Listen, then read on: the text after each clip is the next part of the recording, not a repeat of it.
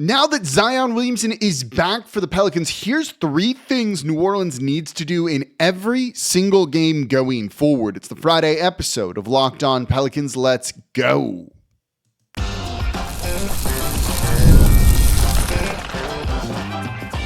You are Locked On Pelicans, your daily New Orleans Pelicans podcast, part of the Locked On Podcast Network, your team every day. Welcome to another edition of Locked On Pelicans, the daily podcast covering your favorite team, the New Orleans Pelicans at NBA, part of the Locked On Podcast Network, your team every day, available wherever you get your podcasts and available on YouTube. I'm your host, Pelicans Insider, credential member of the media, Jake Madison, at NOLA Jake on Twitter, here with y'all on this Friday game day for your New Orleans Pelicans as they are taking on the Philadelphia 76ers, starting a 3-game road trip here. And I got some notes on this game for you that we'll put in a little bit later in the show. But I want to look at, now that Zion's back, he's not on the injury report for this game, here are 3 things New Orleans needs to do going forward, things they need to figure out or that they need to try and do because these are habits you need to build. So we're going to cover all of that and more in today's episode of Locked On Pelicans. And of course, thank you for making Locked On Pelicans your first listen today and every day. We're here Monday through Friday, the #1 Pelicans podcast covering everything you want to know about this Pelicans team. So please subscribe wherever you get your podcasts and join over 10,000 Pelicans fans on YouTube as well and become an everydayer. That means you listen Monday through Friday to Locked On Pelicans. Because look, games matter again going forward here, and we're going to talk about all of them when it comes down to it. So let's dive in. Oh, by the way, check out the free Locked On Pelicans newsletter over at lockedondaily.com. You'll hear me say that again. Okay, so let's get into 3 things they need to do going forward as Zion is back now, and conceivably they're going to we're assuming that he's going to be on the roster next year. Maybe Griff is still in charge, let's say, hypothetically, and that they are building around him and that he's the franchise cornerstone. Here's what they need to do. First and foremost is you got to take more threes with Zion Williamson back. Now, their magic number that they have always said, the goal is 43s per game. I don't find that the most realistic number. When you have Zion Williamson on your team who's using about a third of your possessions, let's say, it's tough to take that many threes for a guy that's going to be leading your team in shots. It basically means everybody else needs to shoot threes, including your center, Missi, maybe not though, more on that in the next segment. So everyone needs to do that. And with Missi out there, with Herb Jones as well, that's just probably not a realistic scenario, in my opinion, at least on a game-to-game basis. You can have certain games where this happens. And look, against the Minnesota Timberwolves, they took 41 of them. They were 12 of 41. That's under 30%, but they took 41 threes. CJ McCollum was 1 of 7. DeJounte Murray was 2 of 8. If those guys shoot better, this looks very, very differently, frankly. Even Herb Jones took 5 in that one. Zion took 2, which is what put him above 40 in a way. So when you look at it, it's certainly something that they are capable of doing. Zion's usage rate this season in the 7 games he's played, by the way, is 34.5%, so over a third of the team's possessions. So you can do this, and it's going to come down to a couple of guys and a couple of things. You need DeJounte Murray to take about 8 threes per game. He hasn't done that. When you look at about his games this year, he's played 20 games, I think, for 21 games for New Orleans so far this year. Only about half of them has he taken 6 or more threes, so more than 5 threes. So he's certainly capable of doing it. He's not shooting the 3 ball particularly well at all this season, right? He only has 6 games shooting above 40% from 3. Really, he only has 7 games of shooting a good percentage from 3, so 37.5% or better. But he needs to take them. Same for CJ McCollum. Herb being aggressive with his shot in catch and shoot situations is also going to be a really important thing, in my opinion here. He can be passive as he was in the game against the Portland Trailblazers where he looks a little bit scared to shoot. He needs to take those threes, assuming that he's going to be starting. Now, he's not playing in this game. Neither is Trey Murphy, but you need him to shoot because you can't be playing 4-on-5 offensively, and you need those threes. So why do you need the threes? If you're not good at making them, and the Pelicans this season haven't been particularly good at making threes. They're shooting 33.6% as a team. That's 27th in the league, so 4th worst. Why take more threes? And the main thing is there's 2 reasons. One is space the court for Zion. You got to burn teams when they double Zion, when they triple Zion, when they wall off the rim from Zion. That's basically the only way that you're going to do this. And Zion can finish through contact, can finish at the rim. We saw it against Minnesota, how good he can be with his touch. He finishes like a guard. But at the same point, you've got to make his life a little bit easier too. You look at a guy like Anthony Edwards, who doesn't like taking threes. He's forced to take them a lot because of the way teams are loading up on him and other things like that. Zion's not the same type of player as Anthony Edwards, so you need your teammates to do it. And if you're still going to build around Zion Williamson, and if you want to make the playoffs next season, the way you're likely going to do that is because Zion Williamson's playing good basketball and succeeding. You're going to need to take threes to space the court, or more importantly, to burn teams for doubling him in what they're doing, right? I've long said, for the everydayers, for the longtime listeners, it's really tough to space the court for Zion Williamson. You're basically looking to just burn teams with how they defend him. That's not exactly the same as spacing. You're just burning teams, but they're not going to necessarily defend differently. So you've got to take threes, though, to keep defenses honest. The other thing is, too, it's a math thing. And you've heard me say this a lot. The Pelicans are 25th in three-point attempts, so sixth worst. 34.6 per game. It's not a bad number. But if you want to beat some of these top tier teams, they shoot a lot of threes. You're going to need to shoot more threes than you're doing it, because if they're making threes and you're making twos, even if you're shooting the same percentage, they're pulling away by a point per possession, by a point per make, essentially. You just lose out in terms of math. Three is worth more than two. It's really simple when it comes down to that. So you need to take more threes and ideally make those threes just to keep up with some of the other teams in the Western Conference. Is 40 a realistic number? I'm not sure. And when you look at it, only 7 teams are attempting more than 40 threes per game. Minnesota and San Antonio are tied at 40.1. So is 40 a realistic number? Maybe not.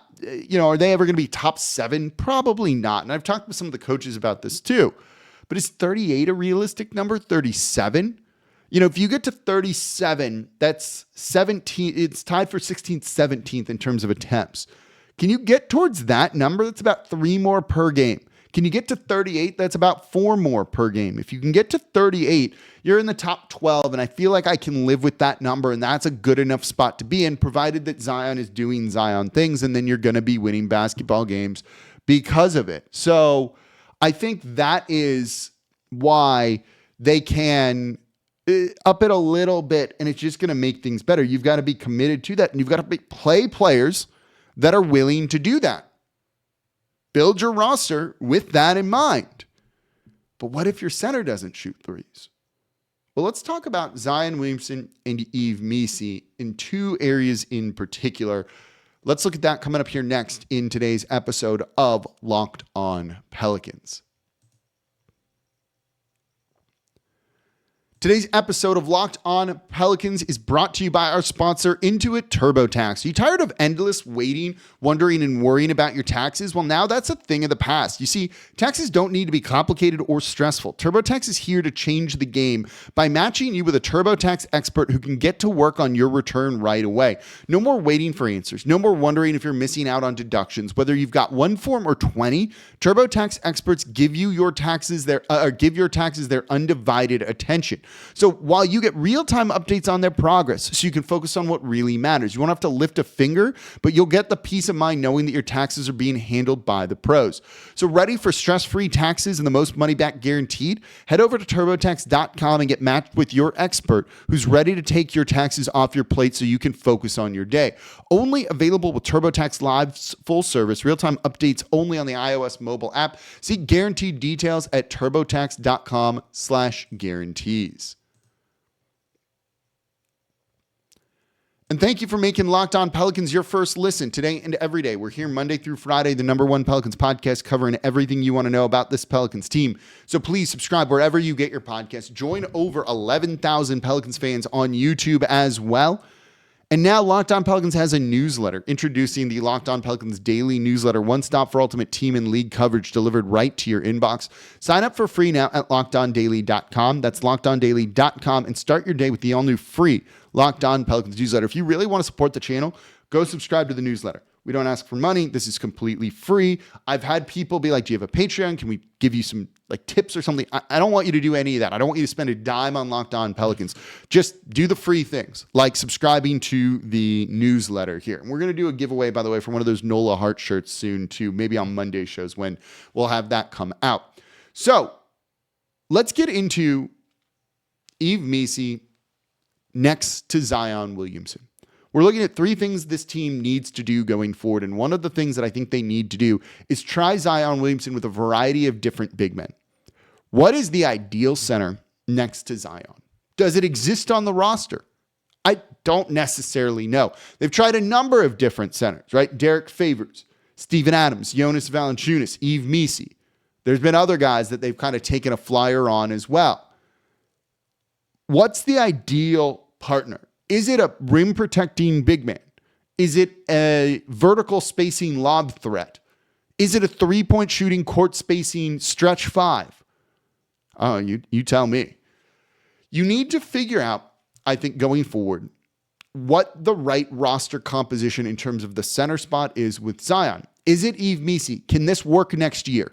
You need to figure this out. Missi is hitting a bit of a rookie wall. These past couple of games have been really rough, and while he is far ahead of where we thought he would be, and has been a really big bright spot this season for New Orleans, I do have to say, at times he's not looked good and is definitely not helping the team. Now, that's to be expected. That's not really a knock on him or anything like that. But you definitely want to see if this is a pairing that can win you games next year. This is going to go into what we're going to talk about a little bit in the next segment too, right? You've heard me say it. Everything that you do the remainder of this season needs to not be for this season. It needs to be for next season. So play Zion and Missi together a ton and figure out if you can start Missi in your starting lineup next year. Start Missi in your starting lineup. I'm good. Really redundant there. Or do you need to try and upgrade the center position this offseason? You know, could you go and get a Miles Turner and maybe move Missi to the bench, let him continue to develop, but kind of get your win now guy that's going to help you a little bit more, maybe fits at this moment a little bit better next to Zion Williamson? You know, I don't know. I think Missi has been good this year, but you're starting to see some of his struggles and his limitations. And if you want to make the playoffs next year, and assuming you don't go through a rebuild, and there's no reason to suspect that that's what they're going to do right now, well, then you need to try and go and get that center and figure it out. Maybe it's Missi, maybe it's not. But can they work? You know, is the spacing there? Is it not there? Is there a way for you to run 4 or 5 pick and rolls with Zion maybe screening for Missi or Missi screening for Zion, much more likely there? And how does that look? How does that work? Can Zion get the lob up to Missi in a pick and roll situation? Play them a ton together. Now also play Zion at the 5 and see if that's something that can actually work. We had a lot of talk at the beginning of the season about small ball and all of that. Is that still on the table? Is that still feasible? I want to give it a couple more games, but I've been keeping an eye on the lineup data of Zion at the 5. They did it a bunch, not a bunch, but they did it enough against the Minnesota Timberwolves. Is that something that works? Is it something that doesn't work? Those are the things that you have an opportunity to figure out. Like, this is, again, just a golden opportunity for New Orleans to try and do a little bit more for next season than they would have been to otherwise. If you're looking kind of for like a blessing in disguise, that's some of it. It's not necessarily that you realize you got to burn it to the ground, because I don't think you can do. This team was in the playoffs last year. Now, they were doing that, you know, on pure talent and not reaching their ceiling, but maybe that had to do more with roster composition and some other things, coaching too. That all might be different next year. It should be, in my opinion, different next year. So figure out if Missi is the right guy next to Zion. Look, one thing that this team is doing well right now is they're a very good offensive rebounding team. They are 7th best in the league. Continue to fight for offensive boards. If you play Zion at the 5 or play Zion with a different center, do you stop offensive rebounding? For a team that has struggled on offense the past couple of years and this season, keep fighting for offensive boards. We talked about this early on in the season when everyone started to go down, and you noticed I noticed the emphasis and told you about the emphasis they were placing on offensive rebounding, trying to get some of those second chance points to extend possessions and not get zeros on them. They're doing a good job of that. Go and do more of it, in my opinion. And I think they're starting to do a lot of that, or have been doing a lot of that. So go out, keep doing it, and keep fighting for those offensive boards. Can you do that with both Zion and Missi out there? Obviously, the answer to that is going to be yes. Is it dominant? It very well could be. Zion is one of the better offensive rebounders, particularly on his own misses, because his second jump is so incredibly well-timed and explosive. So go and do all of that. Do more of that, I think. Lean into offensive rebounding. If you're going to play Missi and Zion, find what you do to make it work. Don't just put them out there and be like, shoot threes, guys. That's not how those guys are going to succeed. It's leaning into the strengths. If you're going to play big, lean into the strengths of playing big. If you don't do that, being big doesn't do you any good. Same thing with being small. If you're going to play Zion at the 5, you've got to play like a small ball team and not like a big team, because then then all of a sudden these become issues for you and you're not leveraging the strengths. And that's something that New Orleans has had trouble with over the past couple of years. So if you're going to play Zion and Missi, and it seems like you are, lean into that offensive rebounding. It doesn't work. Maybe it does. Maybe it doesn't too. Maybe you're going for offensive boards and you get burned in transition because you're not grabbing them or you're not doing it enough. That's at least good information to have, in my opinion. You have a chance to figure so much out with this team right now and make changes or not make changes. Just get the data that you need to make informed offseason decisions.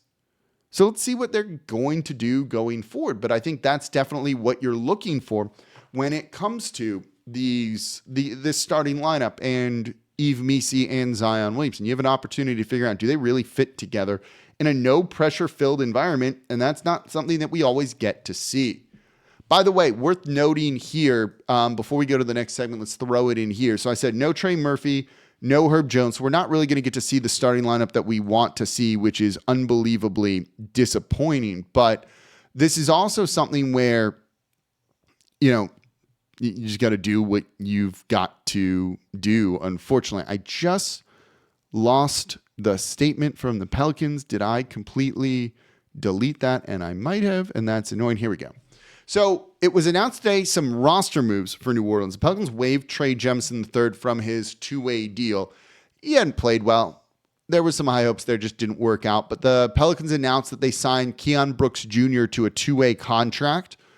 He appeared in 20 games this season for the Birmingham Squadron, averaging 18 points, 6.8 rebounds, 2.7 assists in 37.5 minutes. He's been really good for them, and he's also a pretty good defensive presence, which is something that this team feels they need a whole bunch right now. Look, it's on a two-way deal. This isn't someone who's necessarily going to get a ton of time, at the NBA level whatsoever here. So worth keeping in mind. But look, it's not a bad move. He's 6'7", 24 years old. Spent time at Kentucky and Washington too. Didn't get drafted. Signed, with the team for training camp and all of that. Then made it to the Birmingham Squadron on an Exhibit 10 deal where basically it's like if you get waived from training camp, you go and then play for your G League team, and you just get kind of like a bonus money there, and which that's a good thing. We'll see. I don't think he's going to make much of a difference, but it's worth taking a flyer on a guy versus someone like Trey Jemison, who just wasn't playing and certainly wasn't the answer, and who had an opportunity for New Orleans and just wasn't capable of doing that. And I mean, that's kind of how it goes sometimes.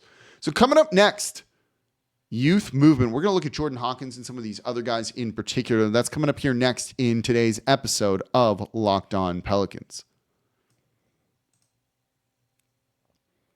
Today's episode of Locked On Pelicans is brought to you by Rocket Money. You paying for subscriptions and you don't even realize it? Are you just wasting money that way? Rocket Money can help you find any subscriptions you forgot about or that you were paying for. I've done that before where I've had a couple of subscriptions. You don't realize it. Then all of a sudden you get charged and you're like, oh, I hate that. It's the worst feeling. You feel dumb, right?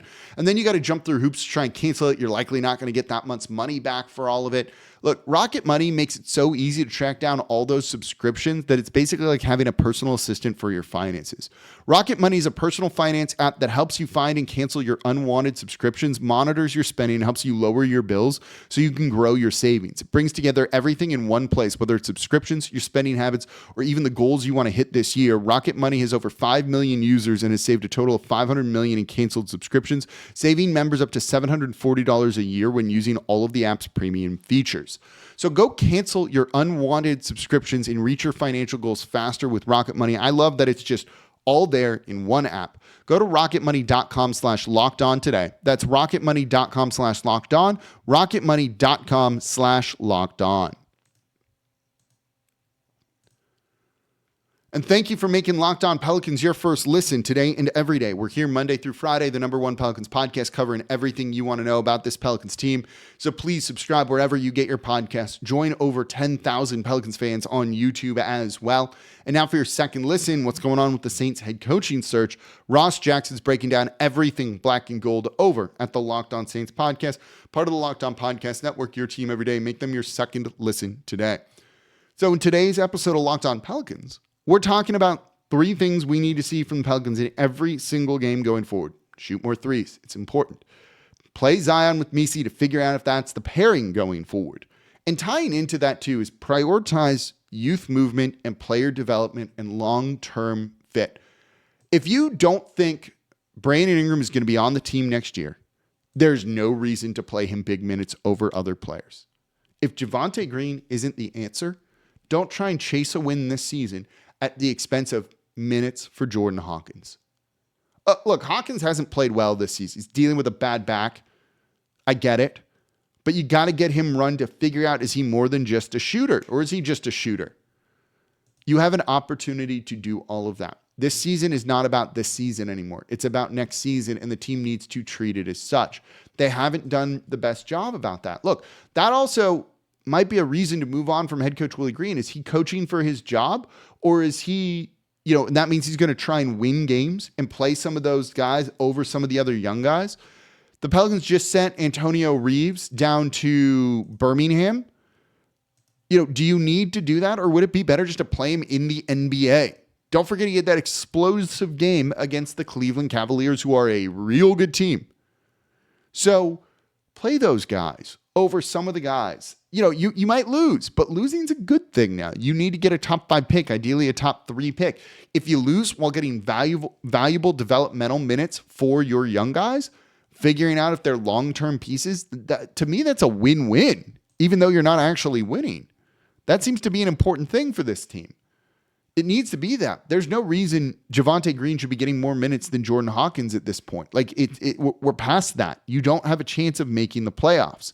So this team needs to act like that and play their guys like that, right? Javonte Green in that loss against the Portland Trailblazers played more minutes than Jordan Hawkins, 3.5 more minutes. Does that make any sense? Not really to me. Look, give Brandon Boston Jr. a ton of minutes. Give Carlo Makovich a bunch of minutes, Antonio Reeves a bunch of minutes, and see what they're capable of doing. We've wondered if they were kind of wasting some of the development of some of these young guys by not playing them. Now you have an opportunity to play them. So go and do it. This needs to not be about this season, but next season. Look, when Brandon Ingram comes back, you're obviously going to play him, but do you actually need to? Is there a reason he should get more minutes? And don't say it's to raise his trade value. His trade value is not changing. The trade deadline is in less than a month. Even if you played every game in this month, no one's going to change their opinion of him because largely it has to do with his contract. We know who he is as a player. That hasn't changed. Everyone does. I talked yesterday about how a front office works when you kind of project out contracts or who guys are. Those notebooks all of a sudden get thrown out the window for, 3 weeks of play from somebody. If you don't trade Ingram at the trade deadline, I don't see a reason to play him the rest of the year. Unless you plan on keeping him. If you plan on keeping him, okay, different story.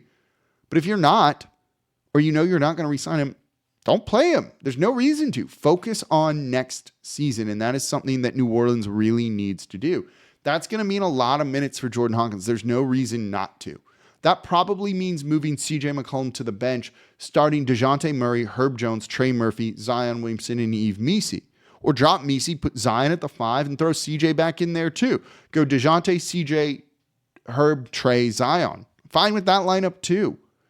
That's what we need to start seeing from the New Orleans Pelicans, is focusing on next season, not this season. You want to give people hope. That's something that's lacking right now. Show that you're prioritizing the future, not chasing a couple of cheap wins. They're not even cheap wins, just wins this year in a year that it doesn't matter anymore. Accept and understand where you are, what the situation is, and what you need to do going forward. And I'm a little bit worried that they will not do this. And that's definitely not an ideal situation. So hopefully this team knows that this season is lost, that a couple more wins aren't going to save anybody's job if those jobs are on the line and all of that. So go and take advantage of this time. I will keep hammering this point home. You've heard me say this for about 2-3 weeks now, if you're an everydayer, because I do find it to be absolutely that important. You've got to make the most of this season to be better for next season, because we want to see them back in the playoffs. So if they do that, I will feel really good about where they are and what they're building towards, because we'll at least be able to see it. And then if you realize Hawkins isn't good, trade him before his value drops potentially even more. Same for any of these other guys here. Maybe you realize you have a gem on your hands in Antonio Reeves. Maybe not. That's okay. At least you know, and that's an important thing. Knowing is half the battle, right? Was that what the G.I. Joe saying is? Or that's the more you know, something like that. All right, we're going to end it there for today's episode of Locked On Pelicans. As always, I'm your host, Jake Madison, at NOLA Jake on Twitter. This has been the Locked On Pelicans podcast, part of the Locked On Podcast Network, your team every day, and I'll be back with y'all on Monday.